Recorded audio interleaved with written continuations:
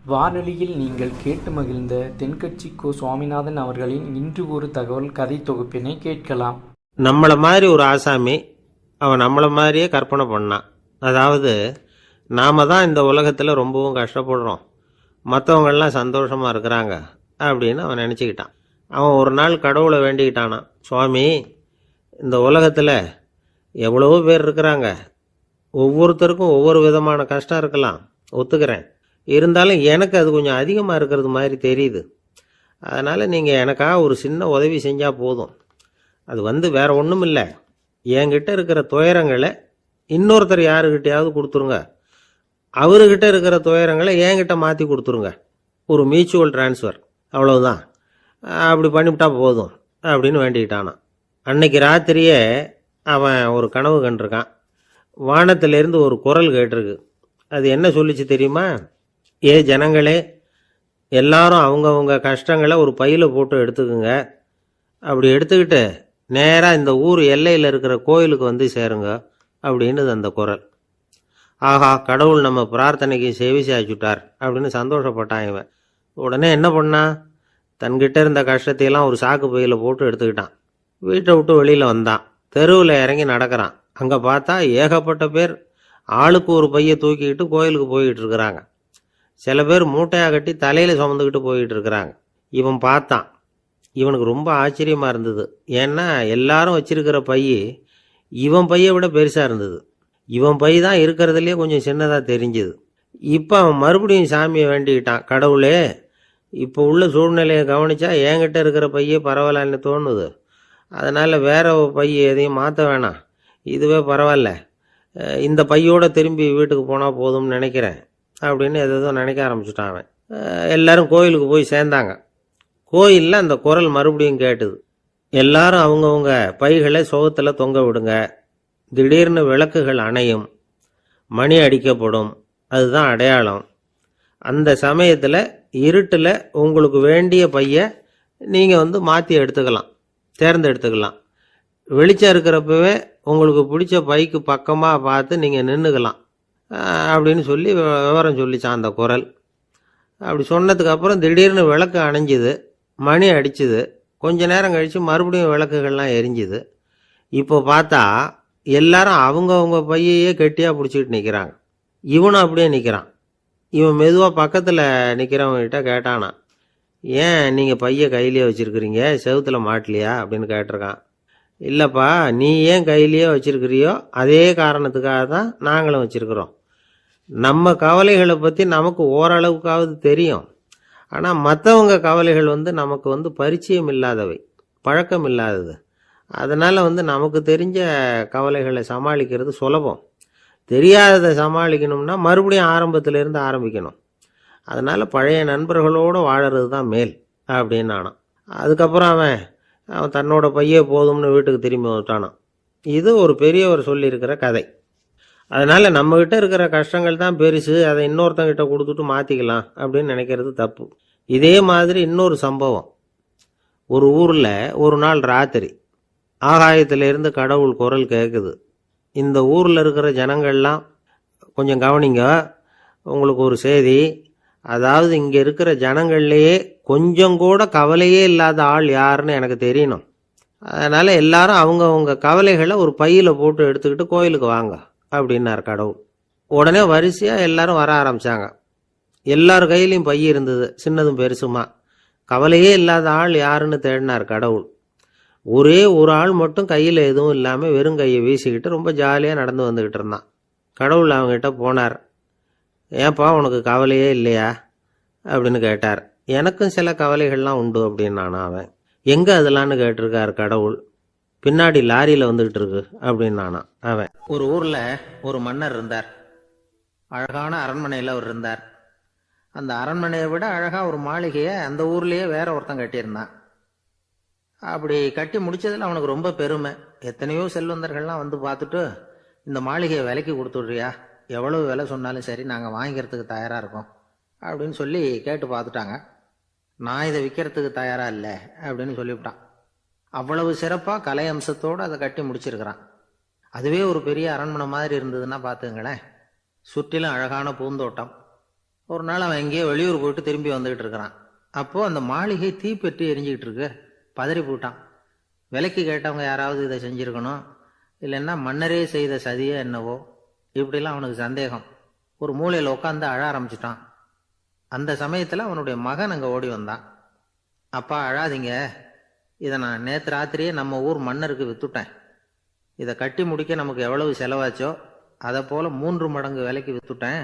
கவலைப்படாதீங்க, இதை விட அழகான மாளிகையை நாம் புதுசாக கட்டிக்கலாம்னா. இதை கேட்டதும் அழுதுகிட்டு இருந்தவன் அழுகையை நிறுத்தினான், சிரிக்க ஆரம்பிச்சிட்டான். இதே இடத்த நான் மன்னர்கிட்ட இருந்து விலைக்கு வாங்குவேன், இதை விட அழகான மாளிகையை கட்டுவேன் அப்படின்னு சுற்றி நின்று எல்லார்கிட்டையும் சொல்லிக்கிட்டு இருந்தான். இந்த சமயத்தில் அவனோட இளைய மகன் ஓடி வந்தான். அப்பா, அண்ணன் சொன்னதெல்லாம் சரிதான், மன்னர்கிட்ட விலை பேசினதெல்லாம் உண்மைதான், ஆனால் வித்தது பேச்சு அளவில் தான். இனிமே தான் பத்திரம் வாங்கணும், எழுதணும், நீங்கள் கையெழுத்து போடணும், பதிவு பண்ணணும், மன்னர்கிட்ட பணம் வாங்கணும், அதுக்காகத்தான் உங்களை எதிர்பார்த்துக்கிட்டு இருந்தோம், அதுக்குள்ளே இப்படி ஆயிட்டுதுன்னா. இப்போ சிரிச்சுக்கிட்டு இருந்தவன் சிரிப்பை நிறுத்தினான். மறுபடியும் குழந்தை மாதிரி அழ ஆரம்பிச்சிட்டான். இது ஒரு சம்பவம். இதிலிருந்து என்ன தெரியுது? அந்த அழகான மாளிகை தன்னுடையது அப்படின்னு நினைக்கும் பொழுது அவனுக்கு அழுகை வந்தது. அது தன்னுடையது இல்லை அப்படின்னு நினைக்கிற போது சிரிப்பு வந்தது. மறுபடியும் அது தன்னுடையது தான் அப்படிங்கிற உணர்வு வரும்பொழுது அழுகை. எது எதிலிருந்து நீ நீங்கி இருக்கிறாயோ அது அதிலிருந்து உனக்கு துன்பம் இல்லை அப்படிங்கிறார் திருவள்ளுவர். இந்த உடம்பு என்னுடையதில்லை அப்படிங்கிற உணர்வு வந்துட்டா அது ஒரு பெரிய நிலை. அந்த நிலை வரணும். எல்லாத்தையும் பயன்படுத்திக்கலாம், ஆனால் பற்றில் விழுந்துடக்கூடாது. உலகத்தில் இருங்கள், ஆனால் உலகத்தவராக இருக்காதீர்கள். உலகிற்குள் இருங்கள், உலகம் உங்களுக்குள் வந்துவிட அனுமதிக்காதீர்கள். விலகி இருங்கள், விழித்திருங்கள், மௌனமாய் பார்த்திருங்கள் அப்படிங்கிறது சான்றோர் கருத்து. செய்ய வேண்டிய கடமையிலிருந்து விலகி இருக்கிறவர்கள் நம்ம கிட்ட நிறைய பேர் உண்டு. அப்படிப்பட்ட ஒருத்தர் டாக்டர் கிட்ட போனார். டாக்டர், நான் ஒரு கவர்மெண்ட் ஆஃபீஸில் வேலை பார்க்குறேன், எனக்கு ஒரே அசதியாக இருக்குது, என்னை சோதிச்சு பாருங்க, ஆலோசனை சொல்லுங்க ஏதாவதுன்னார். டாக்டர் அவரை பரிசோதனை பண்ணி பார்த்துட்டு சொன்னார், இதோ பாரு, உனக்கு இப்போ தேவைப்படுறது முழு ஓய்வு. நீ எவ்வளவு சீக்கிரமா ஆபீஸுக்கு போறியோ அவ்வளவுக்கு உனக்கு நல்லது அப்படின்னாராம். ஒரு நாள் ஒரு நண்பரை சந்திச்சேன். உங்க வீடு எதுன்னு உங்களுக்கு தெரியுமா சார்ன்னு. அவர் என்ன ஒரு மாதிரியா பார்த்தார். அப்புறம் சொன்னார், தெரியும் அப்படின்னாரு. சரி, உங்க தொலைபேசி எண் உங்களுக்கு தெரியுமான்னு. அதுவும் தெரியும்னார். உங்க மனைவி மக்கள் யார் யாருன்னு உங்களுக்கு தெரியுமான்னு கேட்டேன். என்ன ஒரு மாதிரியா பார்த்தார். அப்புறம் சொன்னார், அதுவும் தெரியும் சார் அப்படின்னார். சரி, நீங்க யாருன்னு உங்களுக்கு தெரியுமான்னு கேட்டேன். இப்போதான் அவர் முழிக்க ஆரம்பிச்சார். அவர் மட்டும் அப்படி இல்லை, நாம எல்லாருமே அப்படிதான். எதிரில் நிக்கிறது யாருங்கிறது தெரியும், நாம யாருன்னு நமக்கு தெரியாது. உண்மையிலேயே நாம யார்? இந்த கேள்விக்கான பதிலை தான் வாழ்க்கை பூரா நாம தேடிட்டு இருக்கிறோம். புத்தர் என்ன சொல்றாரு தெரியுமா? நீங்க கடவுளை பத்தி கவலைப்பட தேவையில்லை, உங்களை பத்தின கவலை உங்களுக்கு இருந்தா போதும் அப்படிங்கிறார். நான் யார், எனக்கு ஏன் இந்த கவலை அப்படின்னு உங்களை நீங்களே கேட்டுக்குங்க அப்படிங்கிறார். நாம ஏன் கடவுளை படைச்சோம்? அது ஒரு நழுவல் முயற்சியாம். அதாவது தன்னிடமிருந்து தானே தப்பிக்கிற ஒரு முயற்சியாம். இப்படிதான் அதை சொல்றாங்க அறிஞர்கள்லாம். மக்கள் பொய்யான பிரச்சனைகள்ல ஆர்வமா இருக்கிறாங்க, அதுக்கு தீர்வு காணவும் முயற்சி பண்றாங்க. கடவுளை பத்தி விவாதிக்க எல்லாருக்கும் விருப்பம், தன்னுடைய சுயம் பற்றிய பிரஜையே இருக்கிறதில்ல. ஆகக்கூடிய விஷயம் என்னன்னா, கடவுள் சமாளிப்புக்கு பயன்படுத்தப்படுகிறார். மனவியல் என்ன சொல்லுது தெரியுமா? கடவுள், சொர்க்கம், மறுபிறவி இதை பத்தி எல்லாம் பேச ஆரம்பிக்கிறவங்க யார் தெரியுமா? போருக்கு போறவன், துன்பத்துல சிக்கி கஷ்டப்படுறவன், நோய் படுக்கையில விழுந்தவன், இவங்க தான். நாம அனுபவத்திலே பார்க்குறோமே இதையெல்லாம். கடவுளை துணைக்கு கூப்பிடுறவங்க யாருன்னு கவனிச்சு பாருங்க. பரீட்சை எழுத போறவன், வேலை தேடி அலையிறவன், பண நெருக்கடியில் இருக்கிறவன், விபத்துல சிக்கிக்கிட்டவன், இவங்கெல்லாம் தான். தேர்வுல வெற்றி பெற்றதும் அவரை துணைக்கு கூப்பிடுறது இல்லை, வேலை கிடைச்சதும் அவர் துணை தேவைப்படுறது இல்லை. ஏன் இப்படி? கொஞ்சம் யோசனை பண்ணி பாருங்க. துன்பம் வருகிற போது அந்த துன்பத்தை தவிர்க்க வேண்டிய நிலையில அதிலிருந்து நழுவி போறதுக்காக பிரார்த்தனை தேவைப்படுது. எல்லாம் நல்லபடியா நடக்கிறப்போ பிரார்த்தனை செய்யறது இல்லை. புத்தருடைய வழி என்ன தெரியுமா? அந்த வழியில கடவுளும் கிடையாது, பிரார்த்தனையும் கிடையாது. புத்தர் செய்தது இதைத்தான். அதாவது கடவுள்கிட்ட இருந்து மனிதனையும், மனிதன் கிட்ட இருந்து கடவுளையும் அவர் விடுவித்தார். புத்த மதம் என்ன சொல்லுது தெரியுமா? கடவுள் பிரச்சனை அல்ல, மனிதன்தான் உண்மையான பிரச்சனை அப்படின்னு சொல்லுது. உங்களை நீங்க நல்லா தெரிஞ்சுக்கிட்டா போதும், நீங்களே கடவுள் ஆயிடுவீங்க அப்படிங்கிறது தான் புத்த மதம். அதனால நமக்கு தேவை உள்முக பயணம். நான் யார் அப்படிங்கிற கேள்வியோட உள்ள போகணும். அங்க போனாதான் தெரியும் நான் அப்படின்னு அங்க யாருமே இல்லைங்கிறது. இதெல்லாம் புத்தர் சொல்லுகிற ஒரு தத்துவம். தத்துவம்னு சொன்னாவே நமக்கெல்லாம் அதை புரிஞ்சுக்கிறது கஷ்டம்தான். நம்ம பொறுத்த வரைக்கும் தத்துவம்ங்கிறதுல 2 வகை உண்டு. ஒன்று தத்துவம், இன்னொன்று மகா தத்துவம். தத்துவம்னா என்ன தெரியுமா? கேட்குறவங்களுக்கு புரியப்படாது, அதுதான் தத்துவம். மகா தத்துவம் என்னன்னா சொல்றவங்களுக்கும் புரியப்படாது. அந்த வகையில பார்த்தா இன்று ஒரு தகவலும் ஒரு மகா தத்துவம் தான். கடற்கரை ஓரமா ஒரு பெரியவர் கையால மணலை கீறிக்கிட்டே உட்காந்துருக்கிறார். என்னத்தையும் தேடிட்டு இருக்கிறது மாதிரி தெரிஞ்சுது. மெதுவா கிட்டத்துல போய் என்னத்தை தேடிட்டு இருக்கிறீங்க அப்படின்னு கேட்டோம். அவரு சாவகாசமா நிமிந்து பார்த்து நிம்மதியை தேடிட்டு இருக்கிறேன்னார். நாங்க ஒரு மாதிரி ஆயிட்டோம். இருந்தாலும் சமாளிச்சுக்கிட்டு, சார் மணல்ல கிழிஞ்சல் தான் கிடைக்கும், நிம்மதி கிடைக்காது அப்படின்னோம். சரி, இன்னைக்கு வசமா நம்மகிட்ட ஒரு ஆள் மாட்டிக்கிட்டார் அப்படின்னு நினைச்சு அவர் பக்கமா போய் உட்காந்துக்கிட்டு கதை சொல்ல ஆரம்பிச்சிட்டோம். ஒரு பெரிய மன்னர் இருந்தார். அவருக்கு எல்லா வசதியும் இருந்தது. இருந்தாலும் ஒரே ஒரு குறை. அது என்னன்னா நிம்மதி இல்லைங்கிற குறை. அரண்மனையில் தினமும் கலை நிகழ்ச்சி, நாட்டியம் எல்லாம் நடந்துக்கிட்டு தான் இருந்தது. இருந்தாலும் நிம்மதி இல்லை. சரி, நிம்மதி எங்கே கிடைக்கும் அப்படின்னு தேட ஆரம்பித்தார். உடனே அதுக்கான முயற்சிகளில் தீவிரமாக இறங்கினார். நாட்டில் உள்ள தத்துவ மேதைகளை எல்லாம் கூப்பிட்டுட்டு வர சொன்னார். எல்லாரும் சேர்ந்தாங்க. அவங்கள பார்த்து நிம்மதி எங்கே இருக்குது அப்படின்னு விசாரித்தார். அவங்களுக்கு அது தெரிஞ்சால் ஏன் இப்படி ராஜா முன்னாடி நின்றுட்டு இருக்க போகிறாங்க? ராஜாவோட கேள்விக்கு ஒவ்வொருத்தரும் ஒவ்வொரு மாதிரி விளக்கம் கொடுக்க ஆரம்பிச்சிட்டாங்க. எந்த பதிலும் ராஜாவுக்கு திருப்தி அளிக்கக்கூடிய அளவுக்கு இல்லை. சரி, போயிட்டு வாங்கன்னு சொல்லி அவங்களெல்லாம் அனுப்பி வச்சுட்டார். ஒரு நாள் அவர் மாளிகையில் உப்பருகையில் நின்றுட்டு இருக்கிறார். அந்த சமயத்தில் தெருவில் ஒரு பிச்சைக்காரன் ரொம்ப உல்லாசமாக பாட்டு பாடிக்கிட்டே போய்கிட்டு இருக்கிறான். குரலில் ஒரு சந்தோஷம், நடையில் ஒரு மிடுக்கு. அவங்ககிட்ட கொஞ்சம் கூட கவலை இருக்கிறதா தெரியல. உடனே ராஜா இதை பார்த்தார். ஏவலாளிகளை கைதட்டி கூப்பிட்டார். உடனே ஓடி போய் அந்த பிச்சைக்காரனை இங்கே அழைச்சிட்டு வாங்கன்னு உத்தரவு போட்டார். இவங்க உடனே ஓடி போய் அவனை கூப்பிட்டாங்க. அரண்மனைக்கு வாழ்ந்தாங்க. அவன் வரல. அரண்மனைக்குள்ளே அடி எடுத்து வைக்க மாட்டேன்னு சொல்லிவிட்டான். ராஜா கிட்ட விஷயத்தை சொன்னாங்க. அவருக்கு ரொம்ப ஆச்சரியம், இப்படி ஒரு ஆள் இருக்கிறானா அப்படின்னு. சரி, அவன் என்னதான் சொல்கிறான் அப்படின்னு விசாரித்தார். இவங்க மறுபடியும் தெருவுக்கு போய் கேட்டாங்க. என்னை பார்க்கணும்னா ராஜா விருப்பப்பட்டார்னா அவரை வேணும்னா இங்கே வர சொல்லுங்க அப்படின்னு சொல்லிவிட்டான். அதை ராஜா கிட்ட சொன்னாங்க. அவருக்கு கோபம் வரல.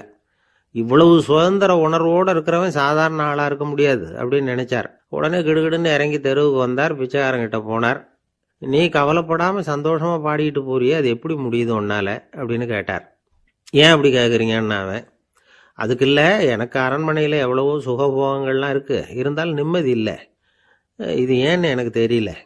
இந்த தேசத்தில் உள்ள அறிஞர்களை எல்லாம் கூப்பிட்டு கேட்டு பார்த்துட்டேன், அவங்களுக்கும் தெரியல. உன்னை கேட்டால் தெரியும்னு நினச்சேன், அதனால தான் சந்திக்கிறதுக்கு ஆசைப்பட்டேன். ஆனால் நீ வரமாட்டேன்னு விட்டியே அப்படின்னார். பிச்சைக்காரன் கடகடன்னு சிரிக்க ஆரம்பிச்சிட்டான். மகிழ்ச்சிக்கும் உங்களுக்கும் தடையாக இருக்கிறது இந்த மாளிகை தான். இதை விட்டுட்டு வெளியில் வந்துட்டா நிம்மதி தேடிட்டு வந்துடும்னா. நான் அரசன், எனக்குன்னு கடமைகள் இருக்குது, அதையெல்லாம் விட்டுட்டு எப்படி வர முடியும்னார் ராஜா. ரெண்டும் ஒரே நேரத்தில் கிடைக்கணுங்கிறது முடியாத காரியம். உங்கள் சுகபோகத்துக்கு விலையாக தான் உங்கள் நிம்மதியை கொடுத்துக்கிட்டு இருக்கிறீங்க. என்ன பாருங்க, என்கிட்ட எதுவும் இல்லை, அதனால் எதுவும் போயிடுமோங்கிற பயமும் இல்லை, நிம்மதியாக இருக்கிறேன் அப்படின்னா அவன். ராஜா உடனே சந்தோஷப்பட்டு தன்னுடைய மேலங்கியை எடுத்து அவனுக்கு பரிசாக கொடுத்தாரான். அவன் சிரிச்சுக்கிட்டே அதை வாங்க மாட்டேன்னு விட்டானான். இதை நீங்கள் எனக்கு கொடுக்கறதுனால எந்த பயனும் இல்லை, அதே நேரத்தில் அதை வாங்கிக்கிட்டேன்னா அடுத்த வினாடியிலேருந்து அதை எப்படி காப்பாற்றுறதுங்கிற கவலை எனக்கு சேர்ந்துடும், அப்புறம் தூக்கம் வராது, நிம்மதி போயிடும் அப்படின்னானா. சொல்லிவிட்டு அவன் பாட்டுக்கு சந்தோஷமாக பாடிக்கிட்டே போயிட்டான். நிம்மதி எங்கே இருக்குங்கிறதையும் ராஜா தெரிஞ்சுக்கிட்டார். அந்த இடத்துக்கு தன்னால் போக முடியாதுங்கிறதையும் அவர் புரிஞ்சுக்கிட்டார். இப்படி இந்த கதையை அந்த கடற்கரையில் மணலை கீறிக்கிட்டே உட்காந்துருந்தார அந்த பெரியவர்கிட்ட சொல்லி முடித்தோம். அவர் முகத்தில் ஒரு தெளிவு தெரிஞ்சுது. எங்களை நிமிர்ந்து பார்த்தார். ரொம்ப நன்றிங்க, இப்போ எனக்கு தெரிஞ்சு போச்சு, நிம்மதி வேணும்னா அதுக்கு என்ன பண்ணணும்னு இப்போ நல்லா புரிஞ்சுக்கிட்டேன் அப்படின்னார். என்ன புரிஞ்சுக்கிட்டீங்கன்னு கேட்டோம். இனிமே இந்த பக்கம் வந்தால் உங்கள் கண்ணில் படாத இடமா பார்த்து உட்காரணும்னு புரிஞ்சுக்கிட்டேன் அப்படின்னார். ஒரு நாள் காலை நேரம் ஒரு குரு படுக்கையை விட்டு எழுந்திருக்கிறார். உடனே சீடர்களை பார்த்து எல்லாரும் இப்படி வாங்கங்கிறார். எல்லாரும் வர்றாங்க வேகமாக. என்னங்க வேணும் உங்களுக்கு அப்படிங்கிற மாதிரி எல்லாரும் குருவை பார்த்தாங்க பயபக்தியோட. குரு அந்த சீடர்களை பார்த்து, இதை பாருங்க, இப்போ நான் ஒரு சிக்கலான விவகாரத்தில் மாட்டிக்கிட்டு இருக்கிறேன், அதை நீங்கள் தீர்த்து வச்சா நல்லதுன்னார். சீடர்களுக்கு ஒன்றும் புரியல. என்ன இது இவர் இப்படி சொல்கிறாரு, நமக்குள்ள எல்லா விவகாரங்களையும் தீர்த்து வைக்கிறவர் நம்ம குருநாதர், அவருடைய விவகாரத்தை நாம் தீர்த்து வைக்கிறதா, ஆச்சரியமாக இருக்குதே, குருநாதருக்கே சிக்கலா அப்படின்னு யோசனை பண்ண ஆரம்பித்தாங்க. இருந்தாலும் ரொம்ப பணிவாக கேட்டாங்க, சுவாமி உங்களுக்கே சிக்கலா, இந்த உலகத்து சிக்கல்களுக்கும் சிரமங்களுக்கும் அப்பாற்பட்டவர் அல்லவா தாங்கள், அப்படிப்பட்ட உங்களுக்கு சிக்கல்னா அது எப்படி அப்படின்னாங்க. எனக்கு ஏற்பட்டிருக்கிற சிக்கல் அவ்வளவு பெருசு, ரொம்ப பெரிய விவகாரம் அது அப்படின்னார் குரு. கொஞ்சம் விவரமாக சொல்லுங்க அப்படின்னாங்க இவங்க. இப்போ அந்த குரு விவரத்தை சொன்னார். அதாவது நேற்று ராத்திரி நான் ஒரு கனவு கண்டேன். அந்த கனவில் நான் ஒரு பட்டாம்பூச்சியாக மாறிட்டேன். அப்படி மாறி ஒவ்வொரு மலராக பறந்து போய் உட்காந்து தேன் சாப்பிட்டேன் அப்படின்னார். சீடர்கள் இதை கேட்டதும் ரொம்ப திகைச்சு போயிட்டாங்க. என்ன இது ஒரு பெரிய பிரச்சனையா, ஒரு சாதாரண கனவு கண்டதுக்காகவா இந்த காலை வேளையில் நம்மளையெல்லாம் குருநாதர் இவ்வளவு அவசரமாக கூப்பிட்டுருக்கார் அப்படின்னு நினச்சாங்க. இருந்தாலும் கேட்டாங்க, இதில் என்ன சிக்கல் சுவாமி, கனவுங்கிறது எல்லாருக்கும் வரத்தானே செய்யும் அப்படின்னார் ஒரு சீடர். சீடர்களே, பிரச்சனை அது இல்லை. நான் இன்னைக்கு காலையில் கண்ணு முழிச்சு பார்த்தப்போ நான் நானாக மறுபடியும் மாறிட்டேங்கிறத தெரிஞ்சுக்கிட்டேன். இதில் சிக்கல் என்னன்னா, இப்போ அந்த பட்டாம்பூச்சி தான் நானாக ஆயிட்டதாக கனவு கண்டுகிட்டு இருக்கா அப்படிங்கிறது தான். ஒரு மனுஷன் பட்டாம்பூச்சி ஆகிறதாக கனவு காண முடியுங்கிறப்போ அந்த பட்டாம்பூச்சியும் மனுஷனாக ஆகிறதாக கனவு காண முடியும் இல்லையா? இப்போ எனக்கு யதார்த்த நிலை தெரியணும், எது நிஜம்னு தெரியணும். நேற்று ராத்திரி நான் கண்டது கனவா, அல்லது இது பட்டாம்பூச்சி கண்டுகிட்டு இருக்கிற கனவா? இதுதான் குரு கேட்ட கேள்வி. இதை கேட்டதும் சீடர்கள் ரொம்ப குழம்பி போயிட்டாங்க. சுவாமி, இது வரைக்கும் நாங்கள் தூங்குறப்ப பார்க்கறது கனவுன்னும் மூழ்கிட்டு இருக்கிறப்ப பார்க்கறது நனவுன்னு நம்பிக்கிட்டு இருக்கிறோம். இப்போ எங்களை ரொம்ப குழப்பிட்டீங்க, இதுக்கு பதில் சொல்ல எங்களுக்கு சக்தி இல்லை அப்படின்னு சொல்லிவிட்டாங்களாம்.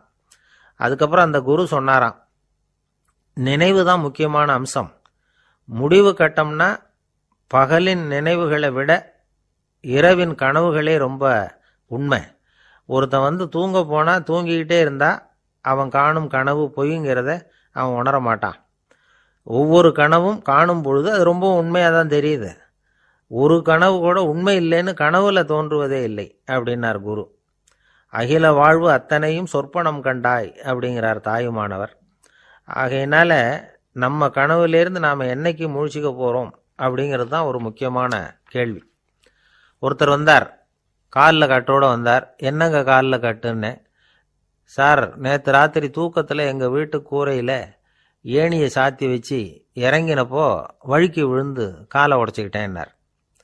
உங்கள் வீட்டில் தான் ஏணியே கிடையாது சார் அப்படின்னு. உண்மைதான் சார், நான் கீழே விழுந்து முழிச்சுக்கிட்டதுக்கு அப்புறம் தானே ஏணி இல்லைங்கிறது எனக்கு ஞாபகம் வந்தது அப்படின்னு. ஒரு ஊரில் ஒரு குரு இருந்தார், ஜென் குரு. அவரை தேடிட்டு ஒரு மன்னர் வந்தார். வந்தவர் ஜப்பான் மன்னர். தோட்டக்கலையை பற்றி தெரிஞ்சுட்டு போகிறதுக்காக அவர் வந்தார்.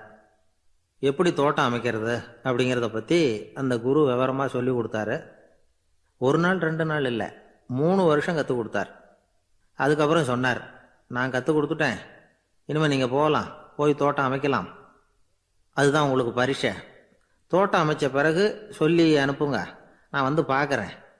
நீங்கள் இங்கே என்னவெல்லாம் கற்றுக்கிட்டீங்களோ அதையெல்லாம் அங்கே செயல்முறையில் செஞ்சு காட்டுங்க அப்படின்னு சொல்லி அனுப்பி வச்சார். மன்னர் போனார். அரண்மனைக்கு பக்கத்திலேயே ஒரு பெரிய தோட்டத்தை உண்டு பண்ணினார். அழகான மரங்களையும் செடிகளையும் உருவாக்கினார். கிட்டத்தட்ட 1000 தோட்டக்காரர்களை பயன்படுத்தி 3 வருஷங்கள் முயற்சி பண்ணி அந்த அழகான தோட்டத்தை உருவாக்கினார். குருகிட்ட இருந்து செய்தி வந்தது, நாளைக்கு தோட்டத்தை பார்க்குறேன் அப்படின்னு. மன்னர் உடனே சுறுசுறுப்பாயிட்டார். முதல் நாளே தோட்டத்தை சுத்தப்படுத்தினார். ராத்திரி பூரா யாரும் தூங்கலை. எல்லாருக்கும் தோட்டத்தை ஒழுங்குபடுத்துகிற வேலை. அது அந்தந்த இடத்துல ஒழுங்காக இருக்குதா அப்படின்னு சரி பார்த்தாங்க. ஒரு தவறும் இல்லாத வகையில் அதை ஒழுங்குபடுத்தினாங்க. மறுநாள் குரு வந்தார், தோட்டத்தை பார்த்தார். அவருக்கு கோபம் வந்துட்டுது. மன்னருக்கு ஆச்சரியம், எப்பவும் சிரிச்சுக்கிட்டே இருக்கிறவர் இப்போ எப்படி இருக்கிறாரே அப்படின்னு. மெதுவாக குருக்கிட்ட போய் எல்லாம் சரியாக தானே இருக்குது அப்படின்னார். எல்லாம் சரிதான், ஆனாலும் எங்கே அந்த பொன்னிற காற்று அப்படின்னார். உதிர்ந்த இலைகள், பொன் மஞ்சள் நிற இலைகள் காற்றில் அப்படி புரண்டு ஓடுவதை நான் பார்க்க முடியவில்லையே அப்படின்னாராம். அது இல்லாமல் இந்த தோட்டம் உயிரோட்டம் உள்ளதா இருக்காது, இதில் பாடல் இல்லை, ஆடல் இல்லை, அதெல்லாம் இல்லாமல் இந்த தோட்டம் ரொம்பவும் செயற்கையாக தெரியுதேன்னாராம். மன்னர் இப்போதான் யோசனை பண்ணார். கீழே கிடந்த காஞ்சி போன இலைகள் மட்டும் இல்லை, மரத்தில் இருந்த காஞ்சி போன இலைகளையும் அப்புறப்படுத்தி சுத்தமாக வச்சிருக்கிறார். இறப்பும் வாழ்க்கையினுடைய ஒரு பகுதி தான். மரணம்ங்கிறது வாழ்க்கைக்கு எதிரானது அல்ல, அதை நிரப்பும் ஒரு பகுதி தான் அது. மரணம் இல்லையில் வாழ்க்கையே இல்லை அப்படிங்கிறது பெரியவங்க கருத்து. இப்போ அந்த தோட்டம் அழகாக தான் இருக்குது, இருந்தாலும் அது ஒரு ஓவியம் மாதிரி உயிர் இல்லாமல் இருக்கு. குரு ஒரு வாளியை கையில் எடுத்துக்கிட்டார், தோட்டத்தை விட்டு வெளியில் போனார். ஏற்கனவே வீசி எறிந்த அந்த சருகுகளை எல்லாம் அள்ளி கொண்டுகிட்டு வந்தார். உள்ள எல்லா இடங்கள்லையும் அதை வீசினார். உடனே காற்று அந்த காய்ந்த சருகுகளையும் பழுத்த இலைகளையும் அசைக்க ஆரம்பிச்சுட்டுது. இப்போ அங்கே சலசல சத்தம், சங்கீதம், இலைகளின் நடனம், ஓவியம் மாதிரி இருந்த அந்த தோட்டத்துக்கு இப்போ உயிர் வந்துட்டுது. இதுதான் அந்த பொன்னான காற்று அப்படின்னாராம் குரு. மன்னருக்கு புரிஞ்சுது. மிகப்பெரிய ஜென் கேள்வி ஒன்று உண்டு. உம்மான் அப்படிங்கிற ஒரு பெரிய குருவை பார்த்து துறவி ஒருத்தர் கேட்டாராம், இலைகள் எல்லாம் கீழே விழுந்து மரங்கள் மொட்டையாக இருக்கும் பொழுது என்ன நடக்கும்? இதுதான் கேள்வி. இதுக்கு உம்மான் சொன்ன பதில் பொன்னான காற்று, தி கோல்டன் விண்ட் அப்படின்னாராம். இதுக்கு என்ன விளக்கம்னா, உன்னுடைய எண்ணங்கள் எல்லாம் உன்னுடைய மனசிலிருந்து கீழே விழுந்து உனது உள்ளுணர்வானது மொட்டையாக நிற்கும் நிலைதான் அது. உனது வேர்களின் அருகில் காற்று வீசுகிறது. எல்லா எண்ணங்களும் உன்னிலிருந்து வெகு தூரத்துக்கு புரண்டு கொண்டே சென்று விடுகிறது. நீ அவற்றை கடந்து விட்டால் நீ அவைகளுக்கெல்லாம் மேலெழுந்து கீழே பார்ப்பவனைப் போல நிற்க ஆரம்பித்து விடுவாய். அதுதான் தியானம் என்பது அப்படின்னு சொல்றாங்க. தியானம்ங்கிறது எண்ணத்துக்கு எதிரானதில்லை, தியானம்ங்கிறது எண்ணங்களை கடந்து செல்வது தான். அதுக்கப்புறம் நாம் பொன்னிற காற்றில் ஆட ஆரம்பிச்சிருவோம். இதுதான் பெரியவர்கள் சொல்றது. என்கிட்ட ஒருத்தர் தோட்டம் அமைக்கணும்னு யோசனை கேட்டு வந்தார். எல்லாம் சொல்லி கொடுத்தேன். செடிகள்லாம் செழிப்பாக வளரணும்னா வேர் காயாமல் பார்த்துக்குங்க, தினமும் தண்ணி விடுங்க அப்படின்னு சொல்லி அனுப்பி வச்சேன். ஒரு மாதம் கழிச்சு அவர் தோட்டத்தை பார்க்கறதுக்காக போனேன். போய் பார்த்தா எல்லா செடியும் வாடி கிடக்குது. என்னங்க இப்படி பண்ணிவிட்டீங்கன்னு. நீங்கள் சொன்னபடி தான் செஞ்சேன்னார். என்ன செஞ்சீங்கன்னு கேட்டேன். வேர் காயாமல் பார்த்துக்க சொன்னீங்க, தினமும் ஒரு தடவை எல்லா செடியையும் ஒவ்வொன்றா பிடுங்கி பார்த்து வேர் காயாமல் இருக்கா அப்படின்னு பார்த்துட்டு அதுக்கப்புறம் தண்ணி பாய்ச்சினேன், அவ்வளவுதான் அப்படின்னார். ஒரு ஆள் வேகமாக நடந்து போய்கிட்டு இருந்தான். அவன் வேகமாக நடக்கிறதுக்கு காரணம் வெயில் காலம், காலில் செருப்பு இல்லை, மணல் பாதை, அதுதான் வேகம். காலில் செருப்பும் இல்லாமல் கையில் குடையும் இல்லாமல் அந்த ஆள் வெயிலில் நடந்து போய்கிட்டு இருக்கிறான். அந்த சமயத்தில் இன்னொருத்தன் குதிரை மேலே ஏறி அந்த வழியாக வந்துக்கிட்டு இருக்கிறான். அவன் காலில் செருப்பும் இருந்தது, கையில் குடையும் இருந்தது. நடந்து போய்கிட்டு இருந்தவன் அந்த குதிரை ஆசாமியை பார்த்து கேட்டான், ஐயா, நீங்களும் குதிரை மேலே உட்காந்துக்கிட்டு போய்கிட்டு இருக்கிறீங்க, அப்படி இருக்கிறப்போ உங்களுக்கு அந்த செருப்பு என்னத்துக்கு? அதை எனக்கு கொடுத்து உதவலாமே அப்படின்னா. குதிரை மேலே உட்காந்துருந்தவன் யோசனை பண்ணி பார்த்தான். இவன் சொல்கிறது நியாயம்தானே அப்படின்னு சொல்லி தன்னுடைய செருப்பை கழட்டி அந்த வழிப்போக்கனுக்கு கொடுத்துட்டான். ரொம்ப நல்லதுங்க அப்படின்னு சொல்லி இவன் அதை வாங்கி காலில் மாட்டிக்கிட்டான். அதுக்கப்புறம் மறுபடியும் இவன் ஆரம்பித்தான், ஐயா, நீங்கள் குதிரையில் போகிறதுனால போக வேண்டிய இடத்துக்கு வேகமாக போய் சேர்ந்துருவீங்க, அதனால் உங்கள் கையில் அந்த குடை என்னத்துக்கு?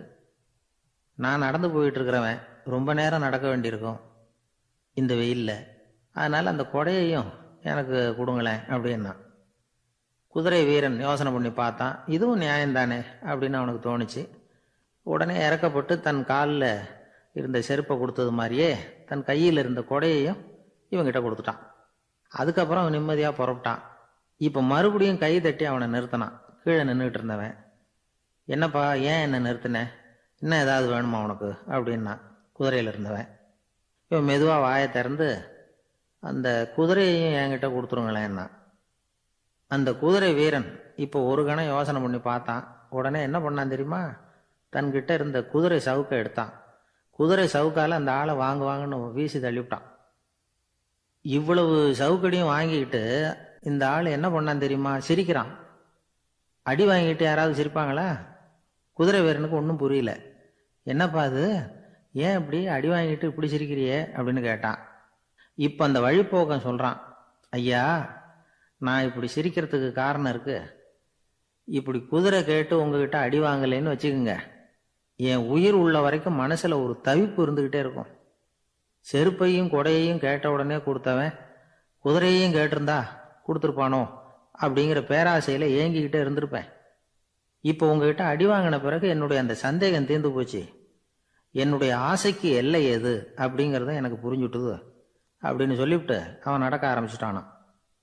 ஆசைக்கும் எல்லை உண்டு அப்படிங்கிறத விளக்கறதுக்காக வாரியார் சுவாமிகள் சொல்ற கதை இது. இந்த காலத்திலயும் ஒருத்தன் அது மாதிரி கொடை செருப்போட குதிரையில போய்கிட்டு இருந்தான். எதிரில் நடந்து வந்தவன், ஐயா உங்க கொடையை எனக்கு கொடுங்களேன்னு கேட்டான். உடனே அவன் குதிரையிலிருந்து கீழே குதிச்சு அவனை சாட்டையால் அடிக்க ஆரம்பிச்சிட்டான். இன்னொருத்தர் அந்த வழியா வந்தவர் இதை பார்த்தார். ஏன்பா அவன் கேட்டான், உன்னால முடியலன்னா இல்லைன்னு சொல்லிட வேண்டியது தானே, அதுக்காக ஏன் இப்படி அவனை போட்டு அடிக்கிறேன்னு கேட்டார். உங்களுக்கு விவரம் புரியாது சார், காலம் ரொம்ப கெட்டு போச்சு. கேட்டதை கொடுத்தேன்னு வச்சுக்கோங்க, இந்த குதிரையே என்னோடது, அவன் திருடிக்கிட்டு போறான் அப்படின்னு என் பேரில் புகார் கொடுக்க ஆரம்பிச்சிருவான் சார் அப்படின்னா. அது எப்படி அவ்வளவு உறுதியா சொல்றேன்னு கேட்டார் அவரு. ஏற்கனவே அது மாதிரி ஒருத்தன் பேரில் புகார் கொடுத்துட்டு தான் இந்த குதிரையை நான் தள்ளிட்டு வந்துகிட்டு இருக்கிறேன். அப்படி ஒரு ஆள் இருந்தார். அவரு தன்னை ஒரு குருன்னு சொல்லிக்கிட்டார். மௌன குரு, வாயே திறக்கிறது இல்லை. அவருக்கு 2 சீடர்கள் உண்டு. இவங்க தான் வர்றவங்க கிட்ட பேசுவாங்க, விளக்கம் கொடுப்பாங்க. ஒரு நாள் இந்த சீடர்கள் 2 பேரும் எங்கேயோ வெளியில போயிட்டாங்க. அந்த நேரம் பார்த்து ஒருத்தர் அங்க வந்தார். குரு கிட்ட போனார். குருவே, புத்தர்னா என்ன அப்படின்னு கேட்டார். குருவுக்கு ஒன்றும் புரியல. அவர் உண்மையான குருவா இருந்தாவில் புரியும். திருன்னு முழிக்க ஆரம்பிச்சார். இந்த நேரம் பார்த்து இந்த சீடர்களும் எங்கேயோ போயிட்டாங்களே, என்ன பண்றது, உதவிக்கு யாராவது கிடைக்க மாட்டாங்களா அப்படின்னு அப்படி சுற்றுமுற்றும் பார்த்தார். வந்தவர் இதை கவனிச்சார். ஏதோ புரிஞ்சுக்கிட்டவர் மாதிரி அடுத்த கேள்வியை கேட்டார். தர்மம்னா என்ன சுவாமி அப்படின்னார். குருவுக்கு ரொம்ப சங்கடமா போச்சு. நம்ம நிலைமை இப்படி ஆயிட்டுதே, இக்கட்டில் விட்டுட்டு போயிட்டாங்களே எங்கேயோ, இப்படி மாட்டிக்கிட்டோமே அப்படின்னு சொல்லி விட்டத்தை பார்த்தாராம். அப்புறம் குனிஞ்சு தரைய பார்த்தார். அப்படியே உட்காந்துட்டார். வந்தவர் உடனே அடுத்த கேள்விக்கு போயிட்டாராம். தியானம்னா என்ன சுவாமின்னாராம். பாவம் என்ன பண்ணுவார் அந்த குரு, பேசாம கண்ணை கெட்டியா மூடிக்கிட்டார். இது ஏதடா வம்பா போச்சுன்னு. இவர் இப்படி பண்ணா கூட வந்தவர் சளைக்கல. இன்னொரு கேள்வியும் கேட்டார். ஆசீர்வாதம்னா என்னன்னாராம். இவர் பார்த்தார். இப்படியே போனா இவர் கேள்வி கேட்கறத நிறுத்த மாட்டார்னு நினைச்சுக்கிட்டு எனக்கு ஒண்ணுமே தெரியாதுங்கிற பாவனையில 2 கையையும் விரிச்சு காட்டினாராம். வந்தவர் முகத்துல மகிழ்ச்சி, மன நிறைவு, ஏதோ எல்லாம் புரிஞ்சுக்கிட்ட ஒரு மாதிரி அங்கிருந்து புறப்பட்டு போனார். வழியில அந்த குருவோட சீடர்கள் 2 பேரையும் சந்திச்சார். உங்க குருவை நாங்க பார்த்துட்டு வரோம் அப்படின்னாராம். இவரு என்ன நடந்ததுன்னு கேட்டிருக்காங்க அவங்க. இவர் விவரமா சொன்னாராம். உங்க குரு தெரியுமா, எப்பேற்பட்ட ஞானி தெரியுமா, புத்தர்னா என்னன்னு கேட்டேன். அதுக்கு அவர் அப்படியும் இப்படியும் பார்த்தார். அதுக்கு என்ன அர்த்தம் தெரியுமா, மக்கள் புத்தரை அங்கேயும் இங்கேயும் தேடுறாங்க, உண்மையில அவர் அங்கேயும் இங்கேயும் தேடி கண்டுபிடிக்க முடியாது அப்படிங்கிறத அவர் செய்கை மூலமா உணர்த்தினார். அதுக்கப்புறம் தர்மம்னா என்னன்னு கேட்டேன். ஒரு மேலையும் கீழையும் பார்த்து தர்மம் சமமானது, அதுல உயர்வு தாழ்வு இல்லை அப்படிங்கிறத உணர்த்தினார். அதுக்கப்புறம் தியானம்னா என்னன்னு கேட்டேன். கண்ணை மூடிக்கிட்டார். கண்ணை மூடி காணும் அற்புதம் அதுங்கிறத புரிஞ்சுக்கிட்டேன். கடைசியா ஆசீர்வதிக்கப்படுறது பத்தி கேட்டேன். கைகளை நீட்டி உதவுறது தான் அது அப்படிங்கிறத 2 கையையும் விரிச்சு உணர்த்தினார். எவ்வளவு பெரிய மகான் அவரு அப்படின்னு சொல்லிவிட்டு அவர் பாட்டுக்கு போயிட்டார். சீடர்கள் அதுக்கப்புறம் மெதுவா குரு கிட்ட வந்து சேர்ந்தாங்களாம். அவங்கள பார்த்ததும் குருவுக்கு கோபம் வந்துட்டுது. அடே பாவிகளா, எங்கடா போய் தொலைஞ்சிங்க, நான் ஒரு ஆளுகிட்ட மாட்டிக்கிட்டு என்ன பாடுபட்டிருக்கேன் தெரியுமா அப்படின்னாராம். இது மாதிரி தான் சாதாரண மனிதர்களின் புற வேடங்களில் மயங்கி போயிடுறோம். அவங்க பேச்சு, செய்கை, பார்வை, இதுல எல்லாம் ஏதோ பெரிய தத்துவம் இருக்கிறதாக நினைச்சுக்கிறோம். உண்மையிலேயே அந்த தத்துவங்கள் யாருக்கு சொந்தம்? அவங்களுக்கு இல்லை, நமக்கு தான் சொந்தம். நாம தானே அதை கற்பிச்சுக்கிட்டோம். நம்மை நாம அடையாளம் கண்டுக்கிறது இல்லை, நாம யாருங்கிறது நமக்கு புரியறது இல்லை. அதுதான் இன்னைக்கு நடக்கிறது.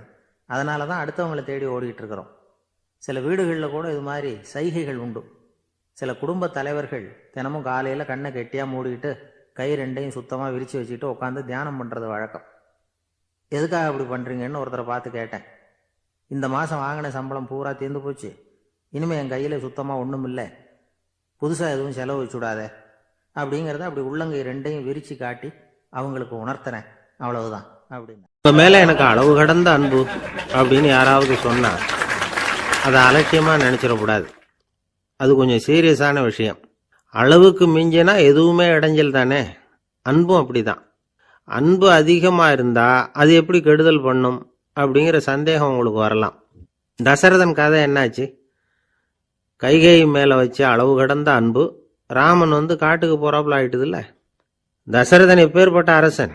விஸ்வாமித்திரர் சொல்கிறார், என்ன மாதிரி முனிவர்களுக்கும் தேவர்களுக்கும் ஏதாவது கஷ்டம் வந்தால் முதல்ல முருகன் கிட்ட போவோம், அப்புறம் பரமசிவனை போய் பார்ப்போம், அதுக்கப்புறம் திருமால்கிட்ட போவோம், அப்புறம் பிரம்மன் இந்திரன் இவங்களையெல்லாம் போய் பார்ப்போம், இவங்களாலையெல்லாம் முடியலன்னா கடைசியில் அயோத்திக்கு வருவோங்கிறார்.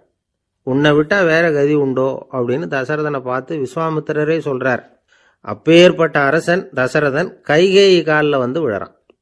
உன் பாதங்களை தொட்டு கெஞ்சி கேட்டுக்கிறேன், ராமனை காட்டுக்கு அனுப்பாதேங்கிறான். தசரதனுடைய இந்த நிலைமைக்கு என்ன காரணம்? அவன் கைகேயி மேலே வச்ச அளவு கடந்த அன்பு தான் காரணம். இப்போ சொல்லுங்க, அன்பாக இருந்தாலும் அது அளவுக்கு மீறி போனால் கெடுதல் பண்ணுமா பண்ணாதா? அது மட்டும் இல்லை, அளவு கடந்த அன்பு நீதிக்கும் நியாயத்துக்கும் புறம்பான காரியங்களையும் செய்ய வச்சிரும். தசரதன் மிகச்சிறந்த நீதிமான், தர்மத்துக்கு விரோதமாக ஒரு காரியமும் செய்யாதவன். அப்பேற்பட்டவன் தன்னுடைய மனைவியை பார்த்து என்ன சொல்கிறான் தெரியுமா? உனக்காக நான் என்ன செய்யணும்னு சொல்லி செய்கிறேன், ஒரு குற்றமும் செய்யாத ஒருத்தனை கொல்லணுமா கொல்றேன், மரண தண்டனை விதிக்கப்பட்ட ஒருத்தனை விடுதலை செய்ய சொல்றியா செய்கிறேன், எந்த பிச்சைக்காரனையாவது கோடீஸ்வரனாக சொல்றியா ஆக்குறேன், அல்லது கோடீஸ்வரனை பிச்சைக்காரன் ஆக்கணுமா ஆக்குறேன் அப்படிங்கிறான். நீதிக்கு விரோதமான இந்த பாவங்களை செய்யறதுக்கு அப்பேற்பட்ட அரசன் எப்படி துணிஞ்சான்? மனைவி பேரில் வச்ச அளவு கடந்த அன்பு தான் காரணம். திரிசூலம், வஜ்ராயுதம், வாள் இதுகளால் தாக்கப்பட்டா கூட அதையெல்லாம் கொஞ்சம் கூட லட்சியம் பண்ணாத ஒருத்தன் காமதேவனுடைய மலர் அம்புகள் தாக்குனா அதை அவனால் தாக்கு பிடிக்க முடியல, விழுந்துடுறான். காமதேவனுக்குள்ள மகிமையே அதுதாங்கிறார் துளசிதாசர். அதனால தான் பெரியவங்கள்லாம் என்ன சொல்கிறாங்கன்னா, எதையும் அளவுக்கு மீறி செய்யாதேங்கிறாங்க. அப்பா, அம்மா, மனைவி, மக்கள் எல்லார் பேர்லேயும் அன்பு அவசியம்தான். ஆனால் அந்த அன்பு அறிவுக்கு புறம்பாக இருக்கக்கூடாது, அளவுக்கு மீறி இருக்கக்கூடாது. அப்போ தான் வாழ்க்கை சுகமாக இருக்கும். இல்லைன்னா அவஸ்தை தான். அளவுக்கு மீறின அன்புங்கிறது புரியுது, அது சரி. அறிவுக்கு புறம்பான அன்புங்கிறது எப்படி? ஒரு தாய்க்கு ஜலதோஷம் அல்லது ஏதோ ஒரு தொற்று நோயின்னு வச்சுங்களேன். அந்த அம்மாவுக்கு தன்னுடைய குழந்தை பேரில் அளவு கடந்த அன்பு. தனக்கு நோய் இருக்குது, அது அடுத்தவங்களுக்கு தொற்றக்கூடியது அப்படின்னு தெரிஞ்சிருந்தோம் அன்பை காட்டுறதுக்காக அந்த குழந்தைக்கு முத்தம் கொடுக்குறேன்னு தூக்கி வச்சுக்கிட்டு கொஞ்சம் ஆரம்பிச்சதுன்னு வச்சுக்கோங்க, அது நல்லா இருக்குமா? இதுதான் அறிவுக்கு புறம்பான அன்புங்கிறது. அது மாதிரி விலங்குகள்கிட்ட அன்பாயிருன்னு சொல்கிறோம். அதுக்காக புலிக்கு முத்தம் கொடுக்க முடியுமா? அப்படி கொடுத்தா அது அறிவுக்கு புறம்பான அன்பு. அதனால் அன்பு கூட அறிவுபூர்வமாக இருக்கணும் அப்படிங்கிறத இன்னைக்கு தகவல் மூலமாக நாம் புரிஞ்சுக்கணும். இந்த காலத்து காதலன் தன்னுடைய காதலிகிட்ட சொன்னானாம், இதை பாரு, உன் பேரில் எனக்கு அளவு கடந்த அன்பு, உனக்காக என்ன செய்யணும் சொல்லு செய்கிறேன், நெருப்பில் நடக்கணுமா நடக்கிறேன், நீரில் குதிக்கணுமா குதிக்கிறேன், உயிரையே கொடுக்கணுமா கொடுக்குறேன் அப்படின்னா. சரி, வர்றேன் ஞாயிற்றுக்கிழமை சாயந்தரம் 6 மணிக்கு இதே இடத்துக்கு வாங்க அப்படின்னு அந்த பொண்ணு. இவன் கொஞ்சம் யோசனை பண்ணி பார்த்துட்டு, அன்னைக்கு மழை பெய்யாமல் இருந்தால் வந்துடுறேன் அப்படின்னானா.